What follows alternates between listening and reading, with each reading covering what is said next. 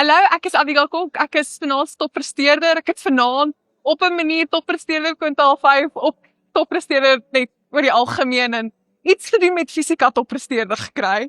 Ek kan net God dankie sê dat ek hier staan, maar nee, hierdie voel totaal surreal. Ek het my matriekjaar gate uitgenie. Ek is nie die tipe persoon wat die hele dag agter boeke gesit het nie, glad net, maar persoonlik vir my, dit was baie belangrik om 'n balans te handhaaf. En my ouers en my boetie, my familie gaan ek baie dankie sê daarvoor. Ons as familie is baie lief daarvoor om te gaan stap. Ons bly in George, was berge oral. So ons het elke Sondag, selfs tydens eindeksamen, ten minste 2 ure gaan stap en gaan koffie drink in die berg.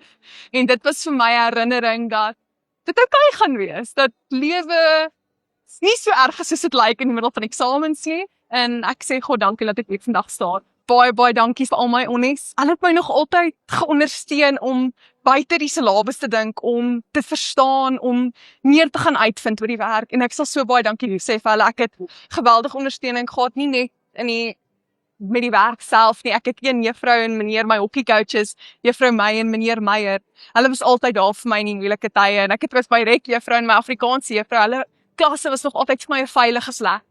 So, en vir al die juffrouens by York, en vir my hoof, en vir my almal, ek wil net sê dankie. Dankie vir elke oomblik, en dankie vir elke stuk moeite wat julle in my ingesit het. Hierdie is totaal oorweldigend, en ou is trots op ou se kind, maar wat vir my ongelooflik was hierso vanaand is, jy sien hierdie, jy hoor hierdie, en dit gee jou sommer 'n opgewondenheid en 'n nuwe hoop vir Suid-Afrika, want dit is baie positief, en dit is lekker om te sien. Maar ek dink ons is trots op Abigail, maar ons is trots op elke kind wat jy op die verhoog gesit het. Ek dink al die ouers wat ons ook ontmoet in die laaste paar dae is almal wil net die beste vir hulle kind hê en hulle wil geleenthede hê vir hulle kinders en dit is pragtig om te sien. Vir die matrikulante van 2026, sterkte. Dis 'n lang jaar, maar julle kan dit doen. Probeer julle bes om nie tyd te mors nie. Al is dit baie moeilik en al is Instagram en TikTok heel bo aan julle gewone. So probeer julle beste. Julle kan dit doen en net dan 'n ander boodskap.